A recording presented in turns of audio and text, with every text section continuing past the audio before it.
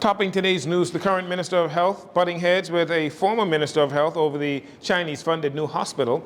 U.S. officials expected to visit the Bahamas to discuss the increase in visa fees. Prime Minister Davis was on Cat Island to monitor progress on the new international airport at New Bight, and the New Providence History exhibition opens at Collins House.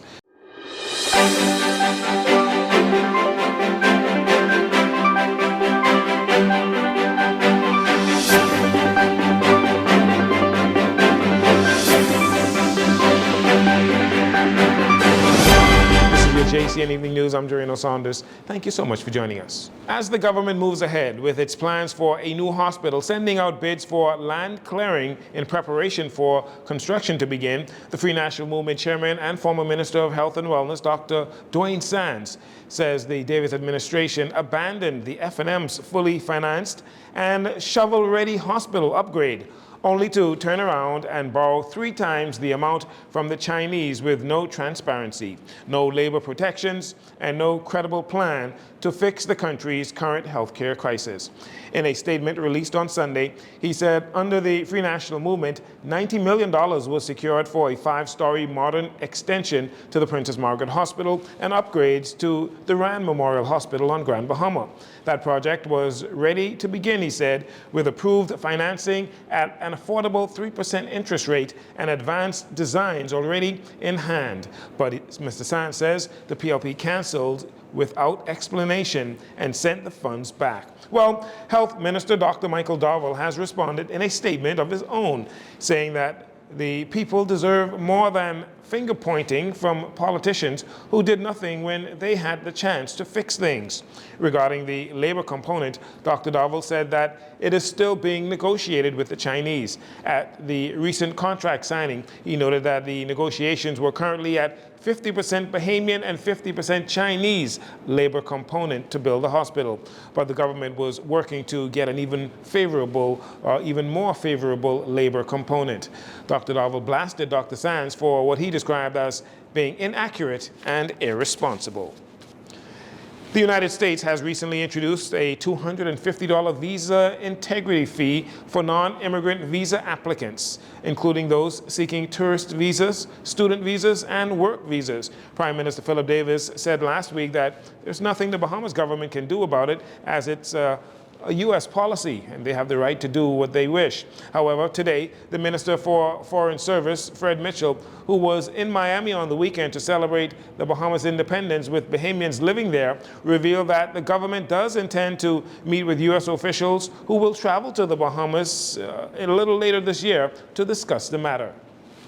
And yet, as I explained to Congresswoman Sheila McCormick, who attended the dinner and is of Haitian ancestry, and her district, of course, has many Bahamians living there, we are concerned about the visa policies as they are applied by the embassy in Nassau, and more generally, oftentimes the decisions bring hardship and separation. There is a planned congressional delegation for sometime later this year that will come and familiarize themselves with facts on the ground in Bahamas and its generally excellent relations with the United States. One thing we both stressed is the fact that on the people-to-people level, there is still that familiar interchange of kith and kin, and this is marked by relations with Marco Rubio, the Secretary of State, and of course Scott Bissett, who's the Secretary of the Treasury.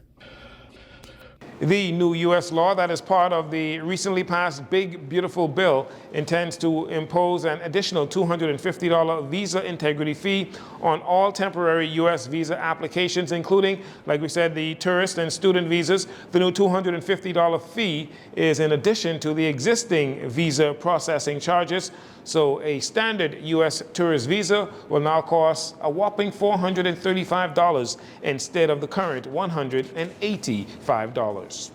The long-anticipated Carnival's Celebration Key finally opening up on East Grand Bahama over the weekend, with another anticipated 260 berths expected in the first year, with approximately 13,000 passengers arriving daily. Carnival Cruise Line President Christine Duffy, Carnival Corporation Chief Executive Officer Josh Weinstein, and Chief Fun Officer and former NBA legend Shaquille O'Neal were among those that welcomed the first-time visitors. Some 3,934 visitors arrived on Carnival's Vista, The project is expected to help rejuvenate the island of Grand Bahama, the economy there, which it has already created some 500 jobs and has encouraged many Grand Bahamians to return home. And finally, in this segment, nearly 2 years after breaking ground on the New Bight International Airport on Cat Island, Prime Minister Philip Davis returned to Cat Island this past weekend to inspect progress on the nearly completed facility. The visit coincided with the island's Gombe Summer Festival celebrations and served as both a cultural and infrastructural milestone. In March of 2023, Prime Minister Philip Davis announced the launch of the airport project during a groundbreaking ceremony, describing it as a crucial step towards attracting international air service to Cat Island. During his weekend visit, Prime Minister Davis praised the progress that is being made. He stated that the airport would serve as a Tier 2 port of entry, complete with customs and immigration facilities, a modern fire station, and sustainable features such as solar panels, smart lighting, and a rainwater collection system. The project was initially estimated to cost between $8 and $10 million, with an estimated 18 to 24-month timeline to finish. Work also set to begin on the new Long Island Airport at Deadman's Key. We'll take a break here. We'll be right back following these commercials.